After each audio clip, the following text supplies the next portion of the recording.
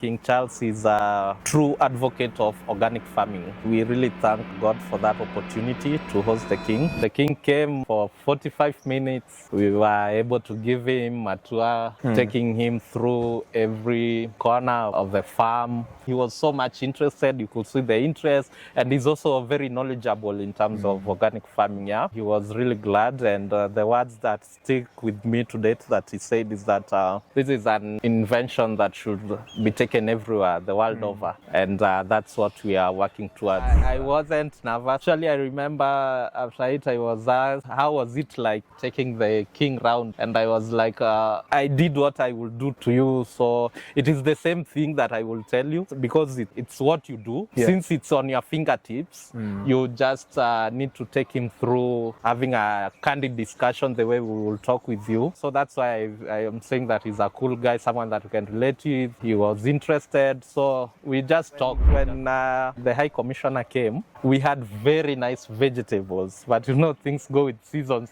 Yeah. So the next time they were coming, and that was maybe a month to the King arriving, we had already harvested the vegetables. So the farm again looked like, oh no.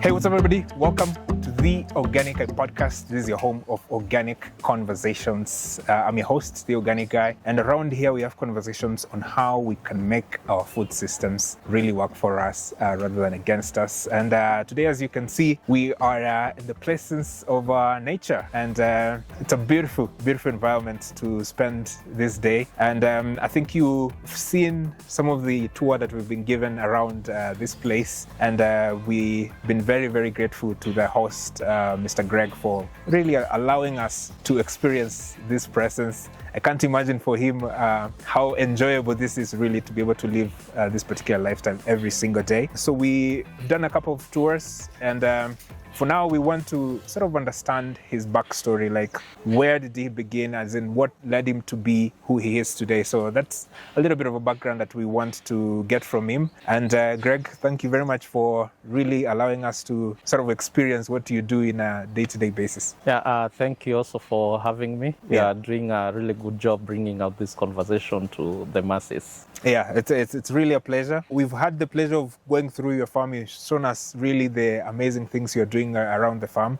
So for us now, we sort of want to understand like your backstory. How did you get here?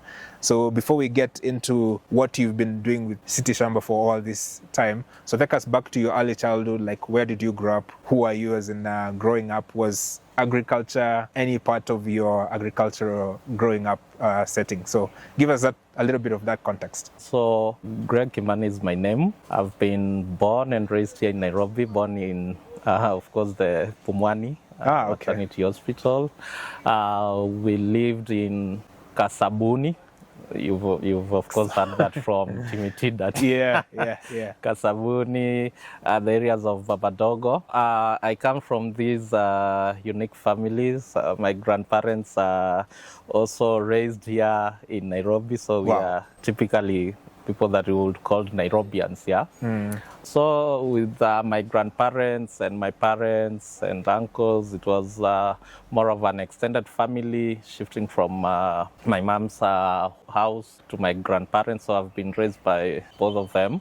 And growing up, of course, everyone has their own experience with food, especially at my grandmother's place. We were so many with my cousins, and I remember my experience with food is that it was always scarce. Sometimes even getting that lunch or the idea of having 3 meals a day, which I don't really subscribe to, but we could not afford 3 meals in a day, or we could just eat whatever was readily available. But this was not an isolated case. Because of the environment that we came from, it's more of slum areas or underserved areas. The neighbors, you could see we had almost the same experience, relation with food, so it was never enough.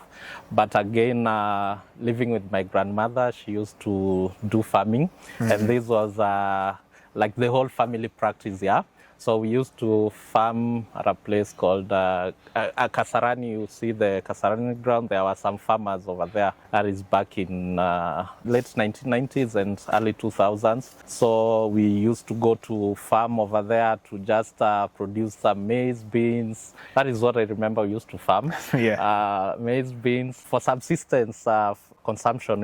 She was not selling, So during the harvest time, we used to have a lot of githeri at our home, of course, and it worked so well because of the large number. So growing up at that, I was introduced to farming, the conventional way during the early stages of my life. And we grow like that. So it was during the post-election violence that now we moved from Kasabuni and Babadogo to a plot that my grandfather had here in Kayole Junction. So, and that is where they are currently residing, and also that's where now we started. So after, of course, primary went to campus, I did not pursue agriculture because it's interesting how agriculture has been modeled actually, how growing up our kids are taught, or the way we were taught, that agriculture is not something, it's not actually a career that anyone would pursue. Most of the people that find themselves in these fields, if you would have asked them when they were kids whether they wanted, what they wanted to be, you would hear answers such as, I want to be a lawyer, I want to be an engineer, a doctor, a pilot. But rarely would you hear someone saying, I want to do farming. And it's because of the perception, of course, that was created by society. And I think it's so deliberate that we are not trained to produce our own food, or we do not consider agriculture as something that people can do to earn income or to earn a livelihood. So it's quite interesting, and also I'm not an exception. We agree with that mentality of agriculture is for the rural areas. You see, we are from urban areas. Agriculture is for rural areas. So agriculture is for the old people who are so poor because it didn't actually pay. So I never really thought I would be here doing agriculture, but at least we used to practice it the way we used to produce the food with my grandmother and the rest of the family. So after campus, or again at campus, you know this saying that comrades always say that inama lunch ni kuinama ipite. So again, there it was food was always a challenge, even for comrades, and it still is. Bado comrades wanainama lunch ipite, or maybe they can only afford one meal a day. So there's this thing that people think people within urban areas are well off, but it's quite a challenge here in urban areas. And these are things that I now experienced, and in hindsight, after completing my university, I thought of it that in urban areas, since we are not taught to produce food, we depend on the rural farming population to feed us. We are not producing our own food. Therefore, everything that goes into our mouth has to be bought. So the agriculture industry has been commercialized here in urban areas. If you want your sukari, if you want unga to make your ugali, you have to go to the market to get it. You are not producing it. So in rural areas, and like in urban areas, at least people used to have maybe a kashamba, or you would get some maize being sent by your folks from rural areas to urban areas. So that's when it dawned on me that what can we do about this urban population? What are the potentials that exist towards urban farming and food production? And just like our politicians say, that resources should follow people. That's a quote from our politicians. So I also thought that farms should follow where people are, because everyone from rural areas want to move into urban areas, right? So I thought, why can't these farms then come with the people to urban areas, so that resources follow people, farms follow people where they are? Because who do we live in these rural areas? It's the old folks who do not have that energy to continue producing. And again, from now, some research background check, we realized that the food that is also being produced in the food baskets, it's not even safe for consumption because of the inputs that they are doing, and that is what comes to our tables, and we don't have an option because we have to eat. So whatever comes with all the chemicals, with all the negative impacts that they bring to our lives, we don't have an option because we have to eat. Yeah, it's a really, really interesting background, and it's always interesting to see, like, for you, you might not have been pursuing like agriculture when you were young, but like at the periphery, like in the background, there was some agricultural activities that was going on through your grandmother. So that's always an interesting perspective to have. I was trying to think like the vision behind City Shamba. So you were sitting somewhere one day and you decided to approach Mama Lucy Hospital and told them, hey, I need a piece of land, like, can you give me so that I can start this space for farming?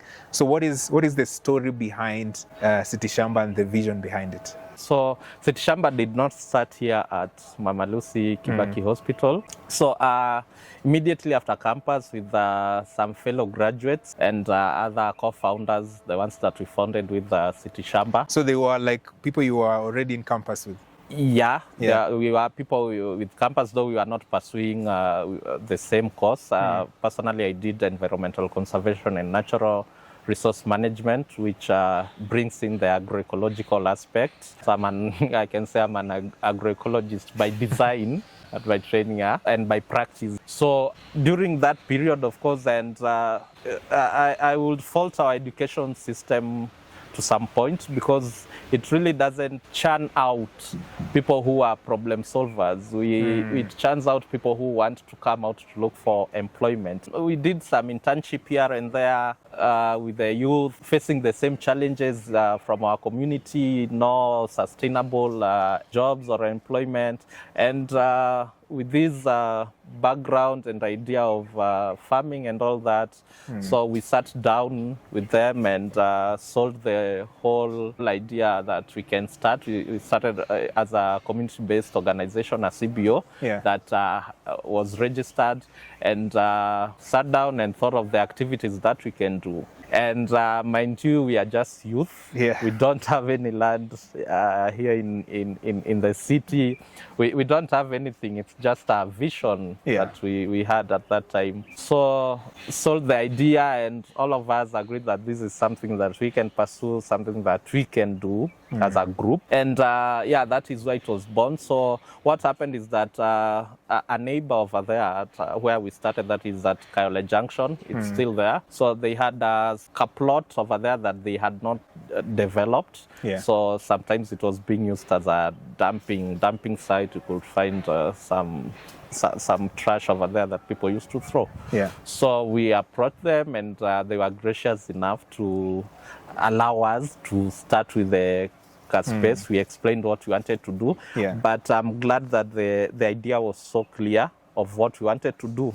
It has the vision that we have is that we had during that time is what we are still doing and developing right now. So the challenge was that due to the limitation in space within urban areas, we could not produce food to sell because people would get into agriculture for commercial purposes. But for us, because there is no land that would allow us to produce food that we can take to the market and get some substantial income to be sustainable for the members of the group, we decided that instead of going with that approach of going commercial, let's focus on capacity development of people to utilize the limited spaces they have within their households to produce food for themselves. So that is where our motto was born: grow your own. Grow your own food. So basically encouraging people to just utilize the small spaces, because if you have a small space at your place, I have a small space that I can do on production, and you are doing your own production, then it will be sufficient for myself and my family. So that was the idea, actually, to capacity build as many people as possible so that they can adopt and start practicing urban farming within the limited spaces they have. So the space that we had, or the piece of land that we had, was 15 meters by 8 meters, basically a plot. And that is where the dream started from. It was so small, but we had a lot of things. That was back in late 2018, beginning of 2019. So these corns that you are seeing right here, we started making them using sacks.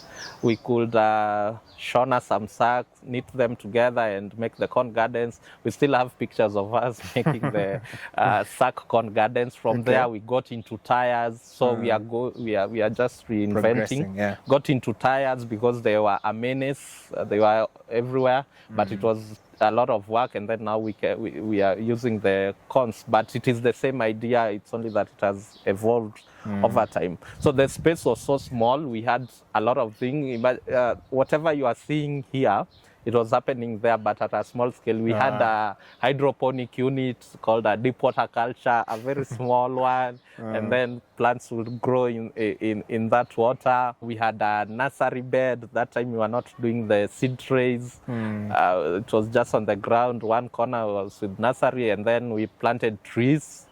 There were trees, but at that point we did not plant fruit trees, so there were trees.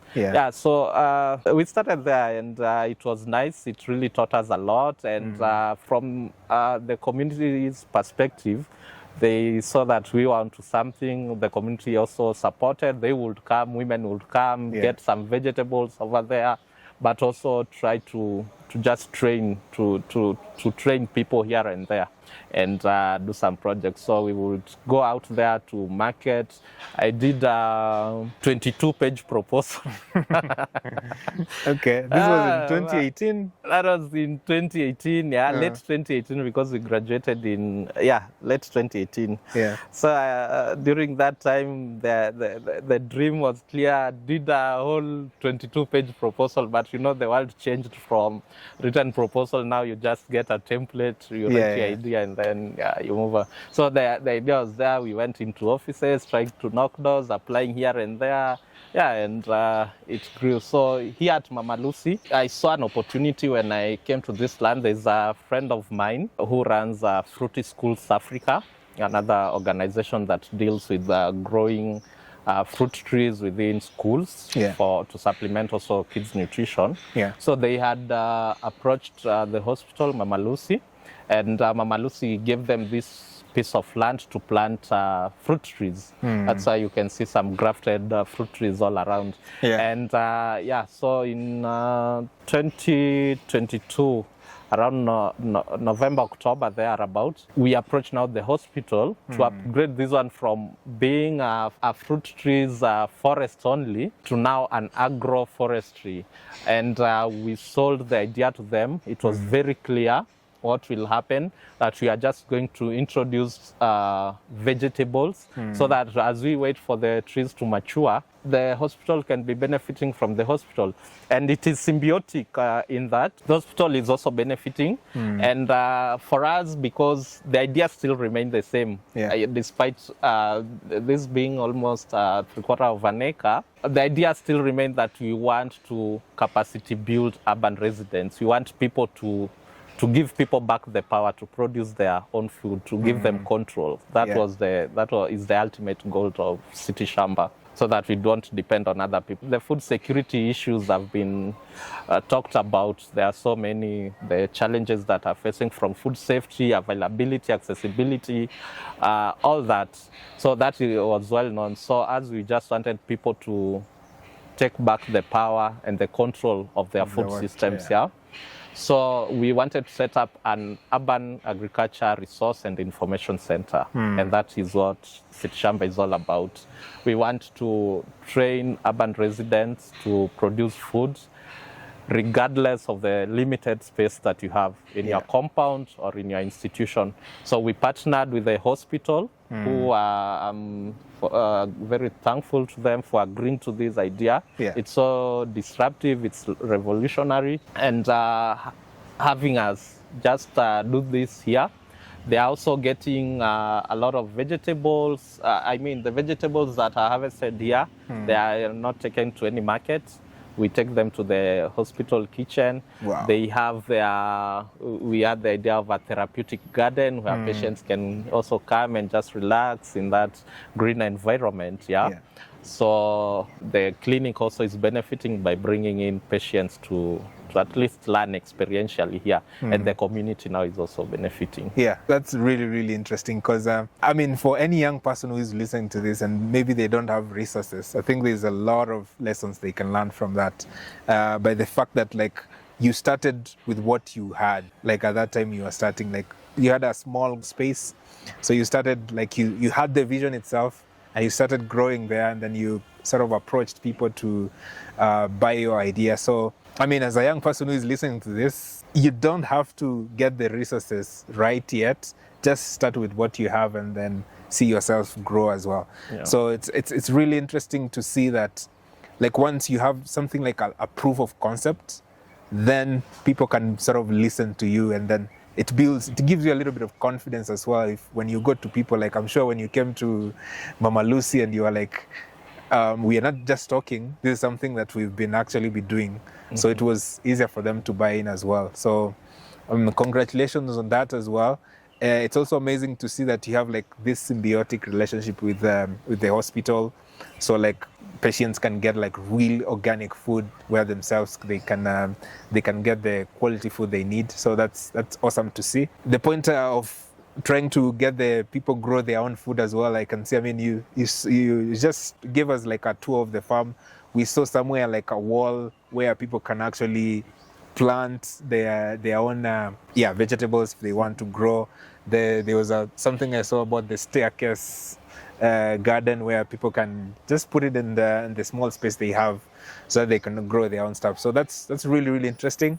I guess one of your most proudest moments, if I was to guess, was when King Charles visited you at that time. So take us through that process. How did it come that the king actually decided to come and visit you guys? There are so many places he could have gone to throughout the country, but he said that he had to visit here. So what was the background story about that? I think it's a combination of time and luck, because now it is the same year that we had moved to Mama Lucy, because we can say that this garden was launched in March of 2023 and the king came to visit in the end of October the same year.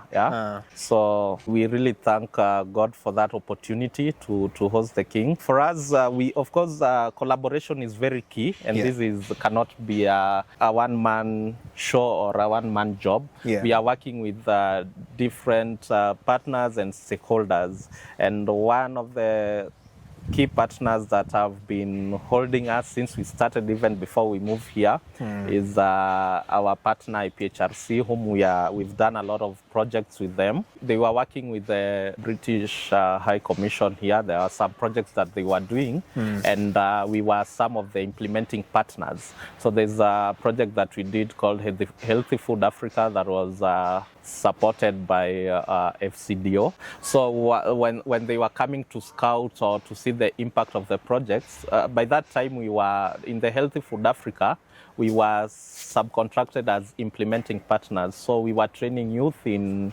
Viwandani and Korokocho. We trained them on organic farming, and then we set them up. We were able to do community gardens for them to supply, and I'm very glad that some of the groups are still there. We worked with 20 groups, 10 from either side, that is Korokocho and Viwandani. So it was during that time that now the FCDO officials are coming to see what has happened, the support that they've given a PHRC, and they were brought onto the ground to visit a few of these sites that were set. But they also came now to see what the implementing partner is doing. And they were so happy about the work that we are doing. I think by then they were scouting areas that the king would visit. And one of the advantage of that was that King Charles is a true advocate of organic farming. And whatever we are doing here in terms of organic farming, it was in line with his beliefs, So it was a good spot. They saw that they would probably bring the king. to see what common Kenyans are doing on the ground. Yeah. So we started preparation quite early. Before we knew that we are going to host the king, it was probably a month before he came, but the preparations had started quite early. We were just told that there is a visitor that would come, but again the High Commissioner, by that time it was Neil Wigan, he came like twice. So just for a visit. For a visit to see her. So the first time he came to be brought to her, maybe the king would come, and the whole concept that what City Shamba, Mama Lucy, Fruity Schools, and Green Phonics are doing. Yeah.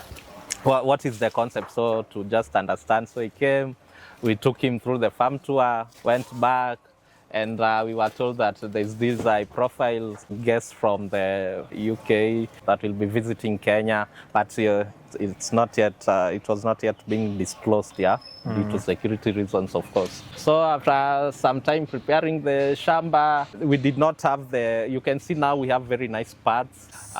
We didn't have a training hall, and during October sometimes it rains.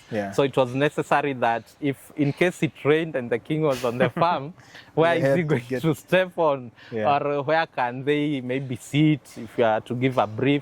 So the FCDO supported us in making the pads, doing the training hall that we now have. It's courtesy of we had started it, but due to resources, we couldn't finish. So they helped us finish the training hall and set up the pads, and then now the D-Day came when the king arrived. We didn't know it's going to be such a huge deal hosting the king. I think we were consumed on preparing until you don't know. The day itself came. There are a lot of pressures. You guys need to be on point, but organic is organic. I remember one interesting fact is that when the High Commissioner came, we had very nice vegetables, but things go with seasons. So the next time they were coming, and that was maybe a month to the king arriving, we had already harvested the vegetables. So the farm again looked like, oh no, we can't do this. But because of our organic inputs, the plants were able to also grow very fast. But it's nature, it's seasonal. You have to harvest at some point. You cannot have it looking good throughout. But because we are feeding the soils, they were good. We did a turnaround, and it came out so well. So the king came for 45 minutes. We were able to give him a tour, the team and myself, taking him through every corner of the farm. We also had the staff from Mama Lucy Kibaki Hospital and African Population and Health Research Center. They were there. So it was a discussion. He's a really cool guy. Oh, okay. And even sat down for the discussion. Oh, okay. So we could talk, the way you give a farm tour and there's that exchange, he was so much interested. You could see the interest, and he's also very knowledgeable in terms of organic farming.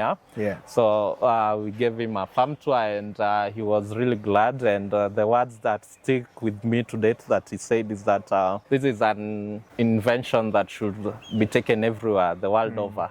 This is something that should be embraced by everyone. And that's what we are working towards, not only being here, but moving to other towns, other areas, and other countries, just to spread the gospel of organic farming and all that. I could only imagine, like, for yourself, like, were you nervous at all, like, when you were sort of giving my tour and explain to you, like, what was going through your mind? I wasn't nervous at all. Actually, I remember after it, I was asked, how was it like taking the king round? And I was like, I did what I would do to you. So it is the same thing that I will tell you. For me, I really wasn't nervous. It's just because it's something that it's what you do. And what you do best, you are, I don't know whether people get nervous at it, but since it's on your fingertips, you just need to take him through having a candid discussion the way we will talk with you. So so that's why I am saying that he's a cool guy, someone that we can relate with. He was interested. So we just talked, sharing the knowledge that we have. So I wasn't that nervous. Yeah. Yeah, okay, that's pretty good to hear, because I'm sure some people would have broken down in terms like in the presence of the king. So I'm sure like there's a lot of people, there's security, Yes, there's yes. so many important people around. Yeah. But as you said, like if you are doing something that you like used to, then whatever moment comes, it makes it a little bit easier. We've had like the opportunity to walk around, and I can say like the whole idea is to like how can urban people, when in an urban setting,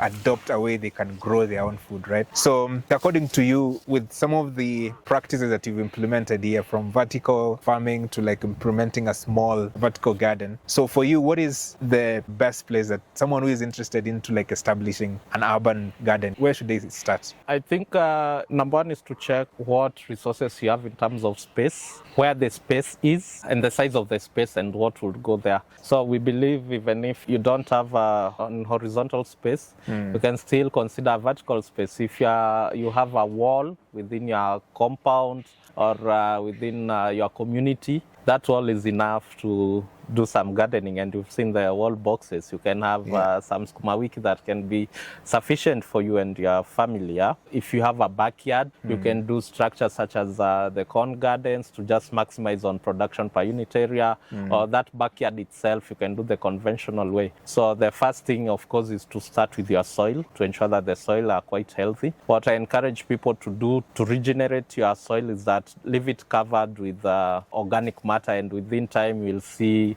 a buzz of all manner of life into your soil. That now tells you that the soil is now alive and you can use it to do farming. But also, if you're interested, you don't have the knowledge, the skills to do that, City Shamba does that. We go out to construct gardens for households. Even if you are living in a balcony or you have a rooftop, we can set you up and you can start producing your own food. So we now say that agriculture is now going vertically up. No, you don't have to consider the horizontal space. So yeah, we have all manner of technologies that are also beautiful for your balcony, but at the same time, they are giving you your fresh vegetables or fresh herbs. Anywhere you are, something can work. Even in arid and semi-arid areas, we've worked in Turkana. We have some ongoing projects in Kajiado. So these are dry areas, and we have technologies that are ideal for such areas where water is scarce. We teach you on how to do grey water treatment, or we can just set up a natural treatment system. And you can reuse the water that you've used for house chores to at least produce your vegetables. We also have different technologies, underground drip irrigation system.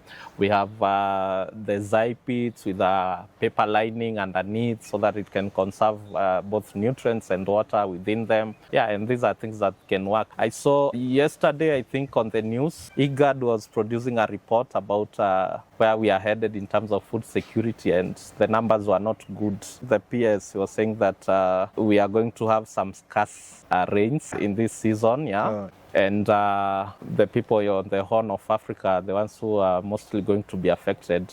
But I know we've done some work there that can be replicated, and that 4 billion that they're setting aside to give them food or to intervene during that time, late December and early next year, it's something that if it's well put into use, we can bring in technologies that can work for these people. And that's why we talk about food sovereignty. So even if you are bringing food to me, food that I've not taken part in deciding that this is what I want, and this was also witnessed during COVID when food was being given, I bring rice, I bring whatever I deem that you would consume to you. So there's no food sovereignty in that. Sovereignty is just like Uganda cannot tell Kenya what to do. Yes. So in terms of food sovereignty, I have to be free and able to get what I want, what I'm willing to consume. So part of the definition of food security is that that food has to be of your preference. So if it's not food that is of your preference, you are still, even if you have it, even if it's available, you are not yet food secure. So that brings the aspect of sovereignty. And that is what we are also doing at City Shamba, to just bring sovereignty, to give people the power to decide what they want to eat, at what time, what quantities, just to control the production process of what they are consuming. Yeah. And that is what these nationals. Yeah, that is what they don't want people, because your stomach, you control humans through food, yeah?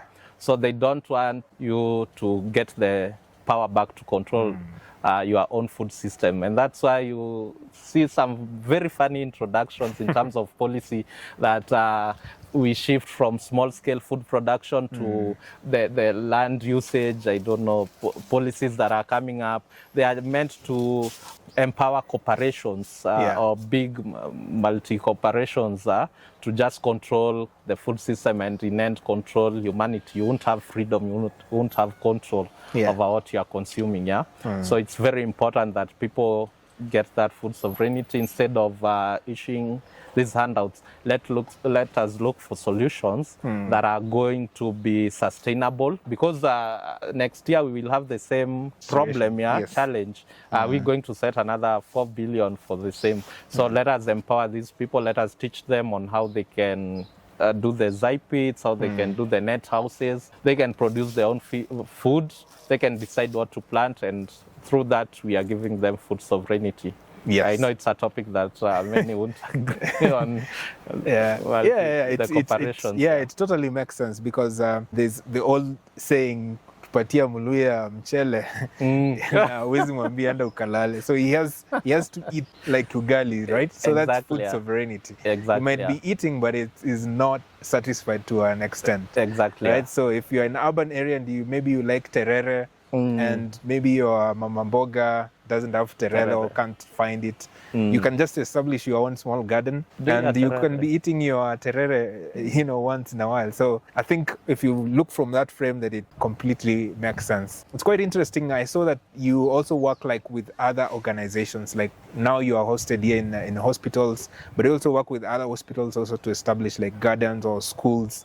What would you say has been your most empowering project that you've been working on? I think a couple. Where we draw inspiration is through the mindset transformation that we really do. We are quite huge on transforming the mindset, So the projects that we are currently doing, there's one on public engagement. And what we've been doing, we've been targeting Mama Lucy Kibaki clients. So these are clients for non-communicable diseases, diabetes, hypertension, those who visit the hospital for nutrition advice or nutrition clinic.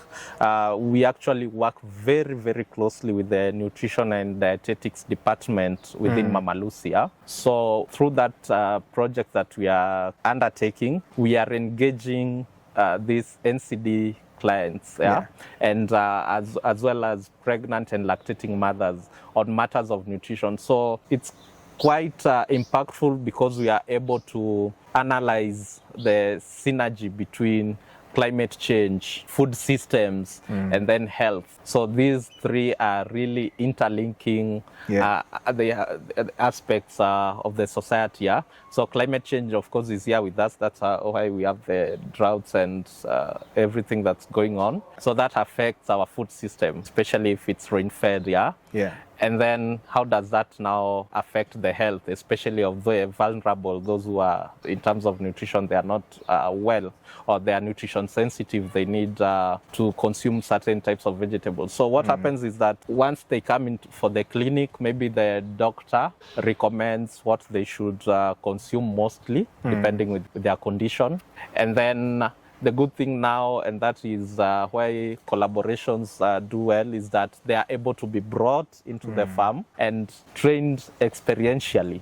If the doctor recommends that you need celery, go juice celery, it's good for your high blood pressure. Someone doesn't know even how What it celery looks looks like. like. Maybe Yeah. they've seen it, but they don't know. Or a certain type of herb or a certain vegetable, terere, which is very good for kids, Yeah. for those who are lactating. They are able to be shown this is what you can do. And then on our part, we show them that you don't even have to buy if they are quite expensive, the herbs into the market. You can plant your own. So if you have a space at home, come, we will give you some few seedlings, go and start establishing. If you are able, we can come set you up, plant for you the recommended type of vegetable, and you can consume. So that is what we've been doing, but we've also been listening to them.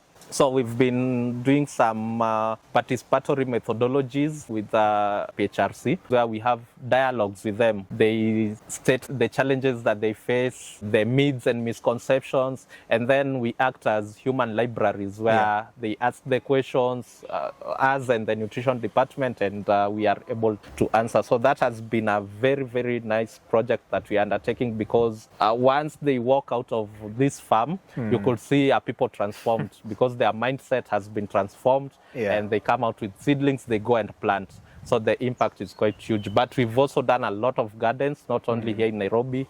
We've gone into Kisumu, Makueni, Narok, Kajiado, Mombasa. So we are spreading this gospel. We've done a lot, even in Kibra, in slums, the projects that we've done with youth and women groups. So they are quite impactful. There are quite many, and they stand out because of the impact that they are created for individuals as well as the society and community, and of course the environment, because we advocate for organic and agroecological farming. Yeah, I can see why the whole delegation really wanted the king to come here, because your impact is like well-rounded. You know, you're working with hospitals, not just like taking care of the sick, but also how can the sick be transformed into like healthy, like wholesome thinking. So that's pretty impressive as well. A lot of people have different view on what role do governments, like both national and county government, should have. From your perspective, what role do you think like national governments or like county governments do have in supporting people like you? It can be either through policy or working with governments to establish such a kind of setup into other places as well.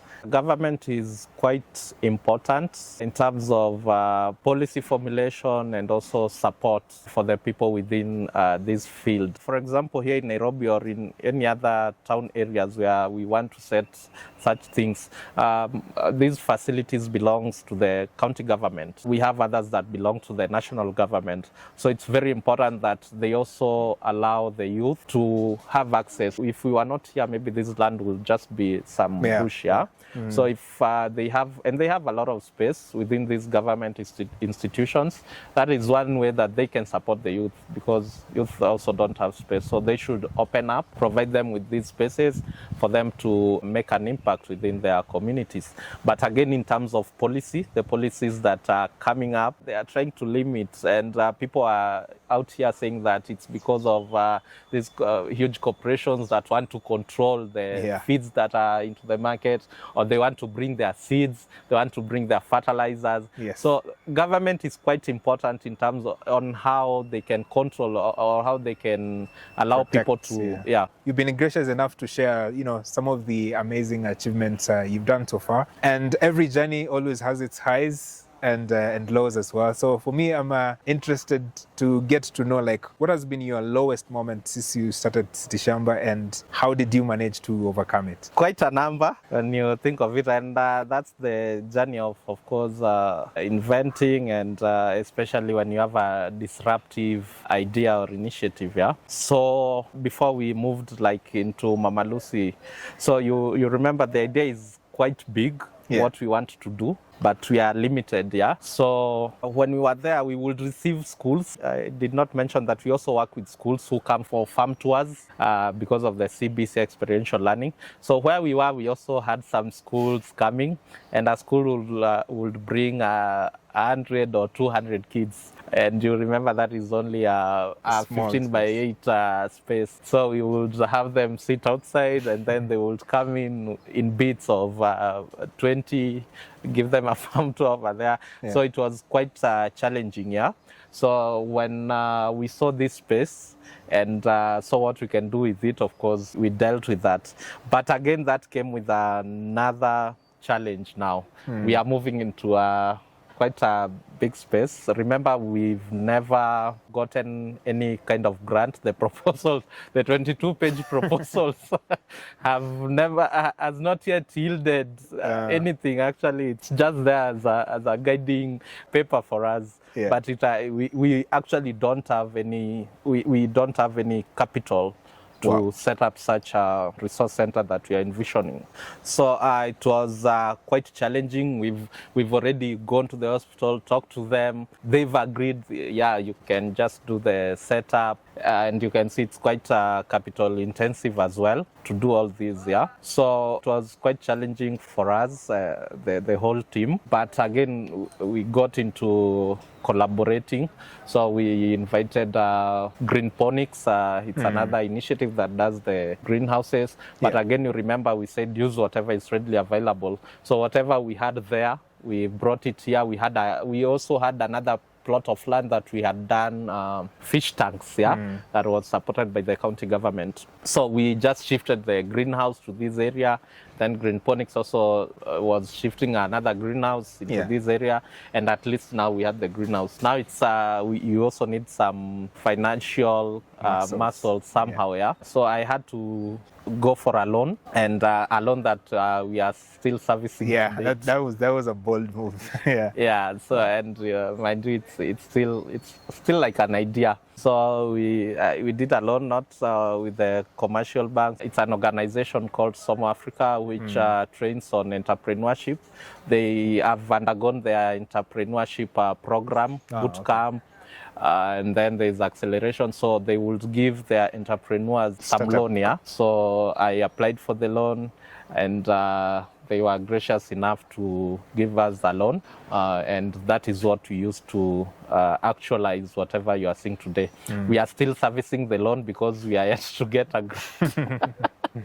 But we want also to move from that dependency idea that people have, that you always have to go and borrow. We want to create something that is sustainable, a social initiative that is sustainable and running on its own. That's why we do the trainings, we have the produce, we come to your house to set it up for you at a fee. That is what has been able to sustain us. So we are still servicing the loan and all that. But I have to talk about this. We also have some gatekeepers. It was one of the lowest moments that we had. So there was this, I won't mention them, but it's government. So they were organizing for the Nairobi show, actually. That was back in 2020, We had not yet moved here.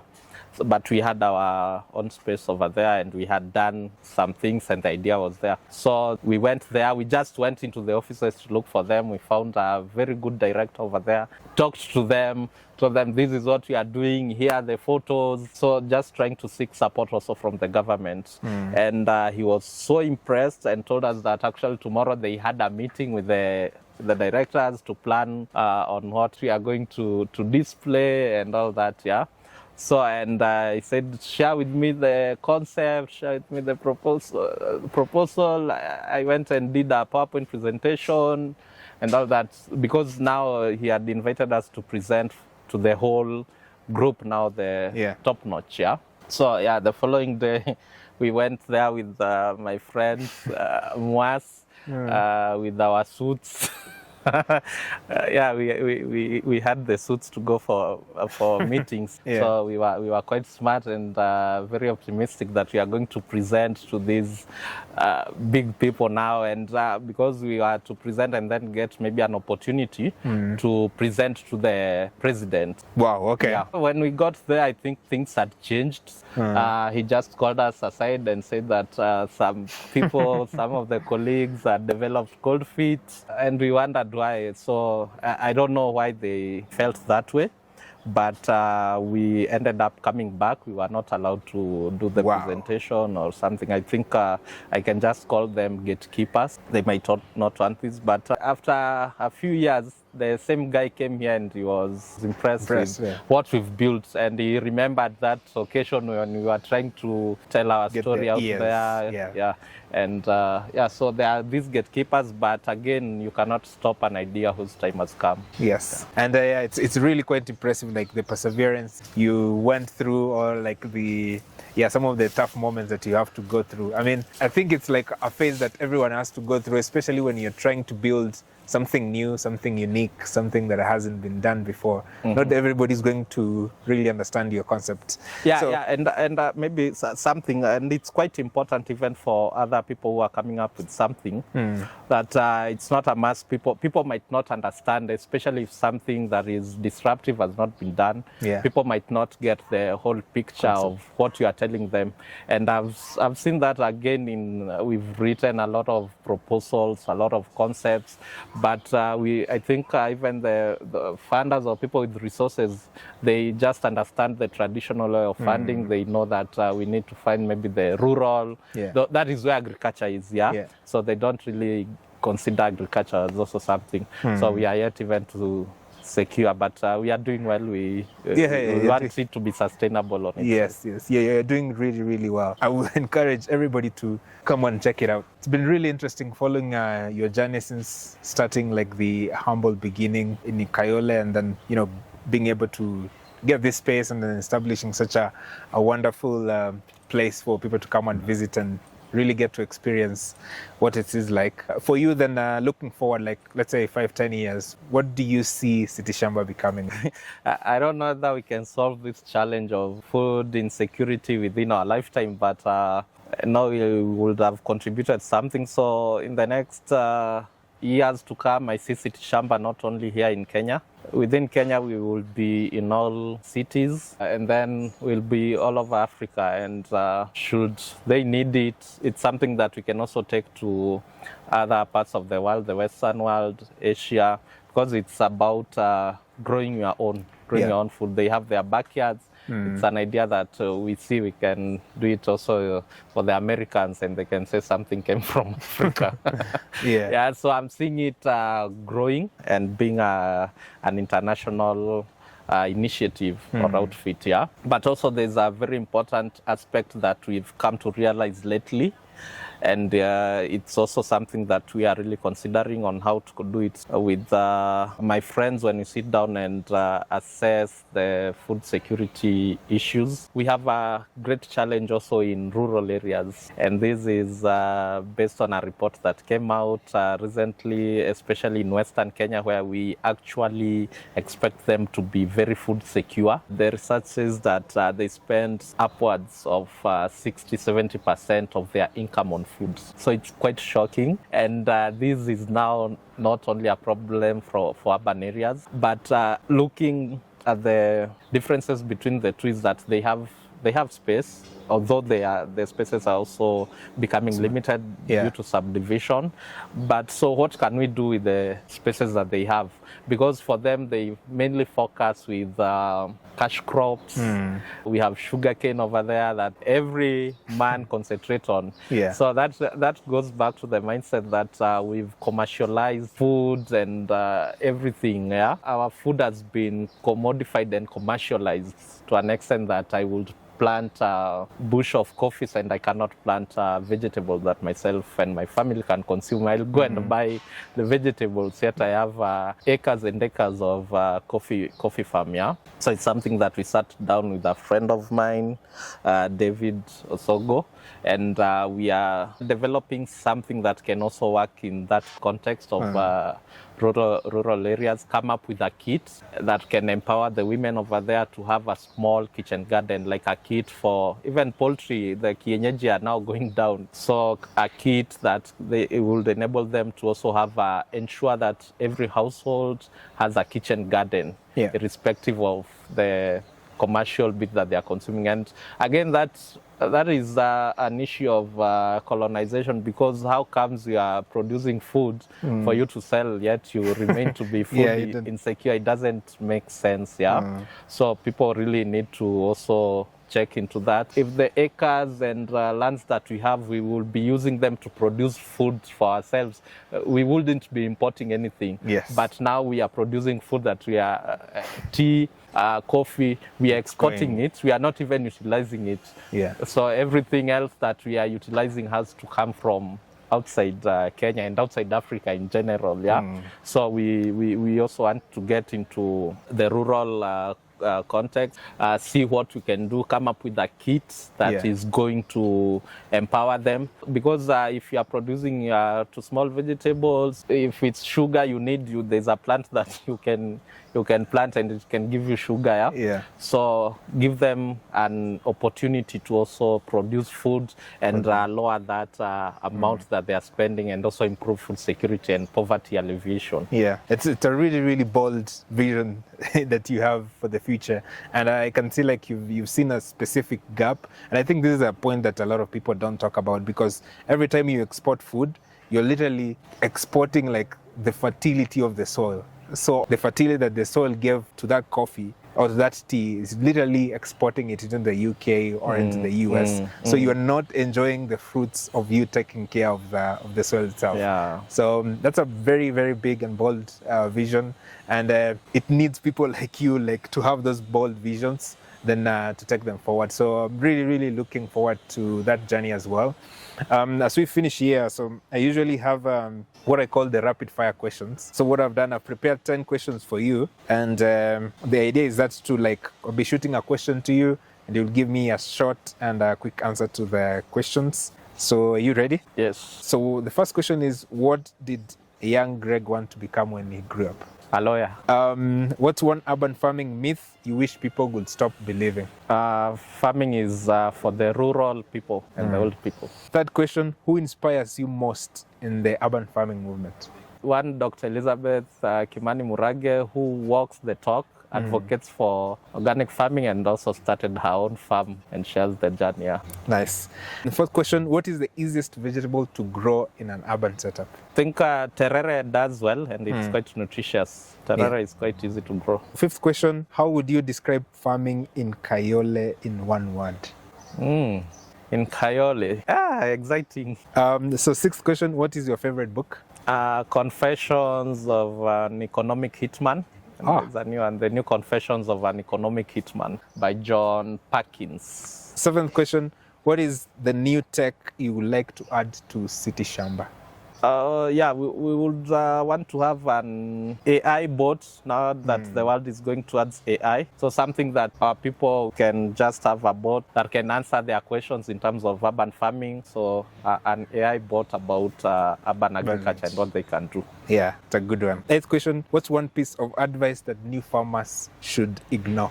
That organic doesn't work. Ninth question, what's one quote that you live by? If your plan is for 1 year, plant rice. If your plan is for 10 years, plant trees. If your plan is for 100 years, educate the children.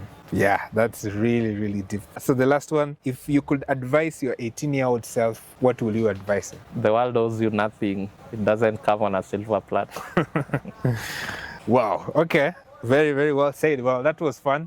Thank you very much for creating time for us. We have really, really enjoyed. You've been really patient with us. You've walked with us throughout the farm. You have been really open to sharing some of the highs and lows and all the knowledge that you've got us throughout this time. Maybe you can share with the guys what are some of the services that you offer people who might be interested to work with you, and how they can reach you if they want to get in touch. So the services that we offer here, we have training, and training, we have our own curriculum for structured trainings on entrepreneurship as well as organic or regenerative agroecological farming. So the training can be in two ways. You can come for a farm tour at the farm. You'll see a lot, you'll learn a lot, but we can also come to where you are. We can offer the other kind of training. We have trainings for kids from schools, that is primary schools, up to universities. They come for farm tours and trainings.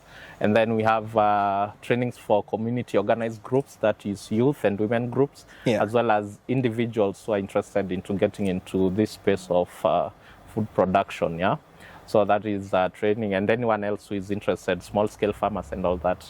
So we also do garden setup within households or institutions, very beautiful garden setups. We've done them, and we also have inputs that we are formulating our own organic pesticides, our own organic manures, fertilizers that we are using to grow, and we are also offering them to people who are interested or people who are doing food production. We have Rabs Magic, we have all the types that you would wish. We also have our fertilizers, the organic fertilizer Rabs Magic, that is all over the country. In town, you can go and find in the agrovets. We formulated it 100% organic.